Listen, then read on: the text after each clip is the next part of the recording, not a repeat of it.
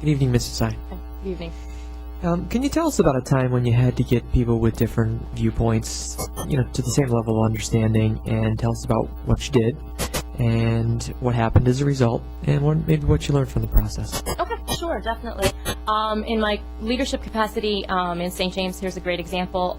Leading the youth group, there was, when I joined, because it had been led by one individual who's been part of our parish forever and who had actually run the youth group for 25 years. So he had a significant level of experience, and essentially coming in, I was relatively new and very young in the role. And looking at it from a cost perspective, because our church was looking at more financial output than was really comfortable for what was coming in, there were needs to look at the areas within financial budgetary spending for youth group and assess where we could kind of cut costs, but not cut out the opportunities that the children were experiencing. One area was specifically our work camp program. It occurs in the summers, and there is a large group of people who, although work camp is not a specifically only youth group oriented activity, it is primarily sponsored by a group of adults who also facilitate the work camp, and also a group of youth who also go to the youth group weekly.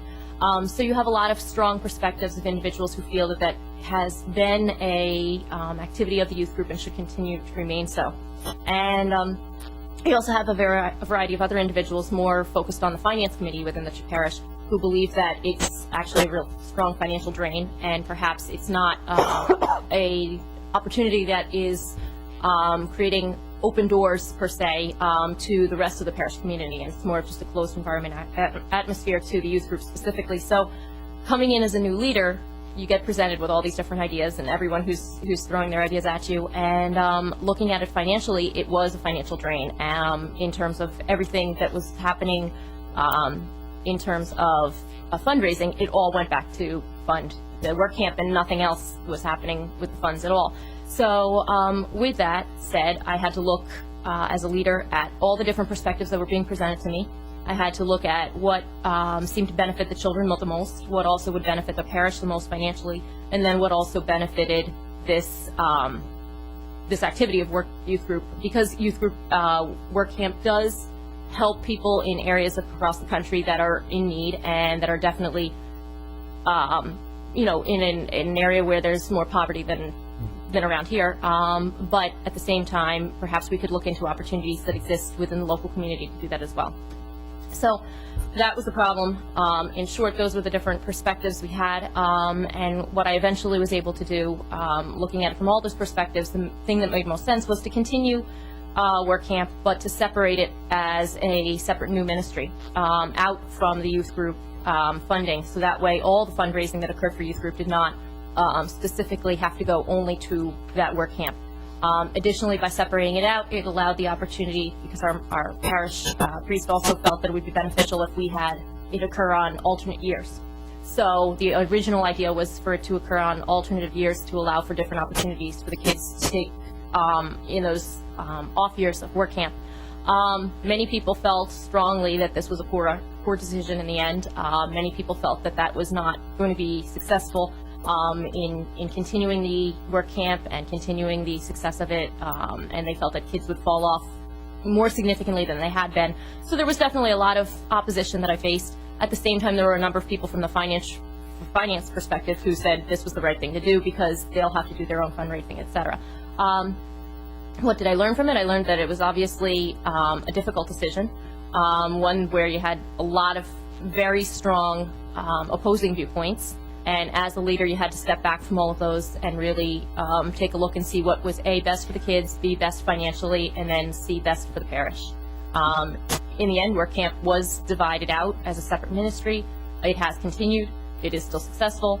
And people realize that it's no longer a financial drain, so that everything that is done with the youth group does not have to go specifically to fundraising for work camp. So in the end, the decision was actually positive and beneficial.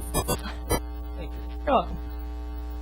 Ms. Desai, can you tell us constructive criticism that you've received in the past that surprised you a lot? Okay.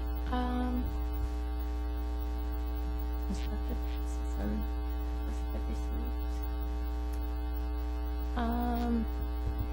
I guess perhaps a weakness as viewed by some, and that might fall into constructive criticism, is that I guess, and this might come from, again, a perspective of, still being on the younger end of the age scale, I guess. I still attempt to accomplish things relatively rapidly.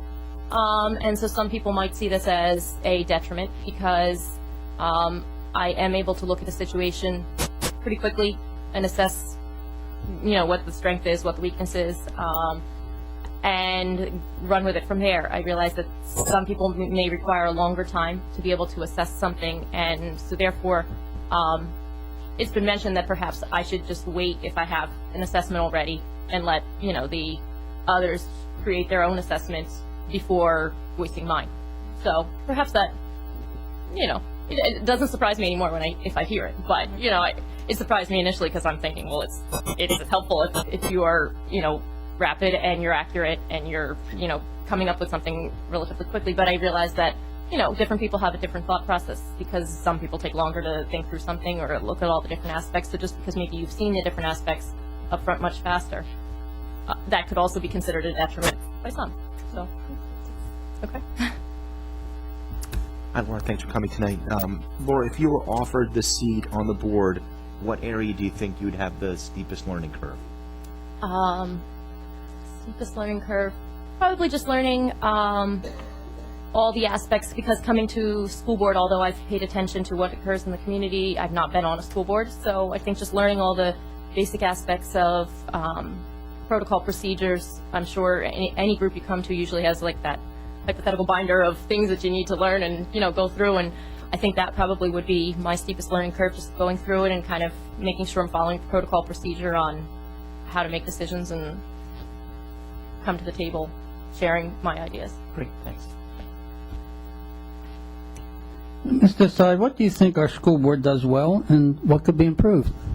Okay. Well, I think the school board has a good ability to interact really, from the perspective I've seen it, well with the community. I know a lot of people on the school board are actual very active members in the community, and I think they do a good job of interfacing back and forth and being able to present what the ideas are. Things I've heard, obviously things I would not know because I've not been on the school board, but things I've heard is that maybe the school board perhaps needs to improve on listening, I guess not formulating ideas before, I guess coming up with a preconceived notion in a sense. That's what I've heard. I don't know if that's the case, but perhaps being more open, I guess, some people have said, to outside ideas, rather than already having a pre-formulated or preconceived idea. Thank you. Are there any concluding comments which you would like to share with us tonight? No, I just appreciate being invited in again. It's very nice to be in front of all of you once again. And may the best candidate be selected. So, thanks. Thank you. Thank you. Thank you. Have a great evening.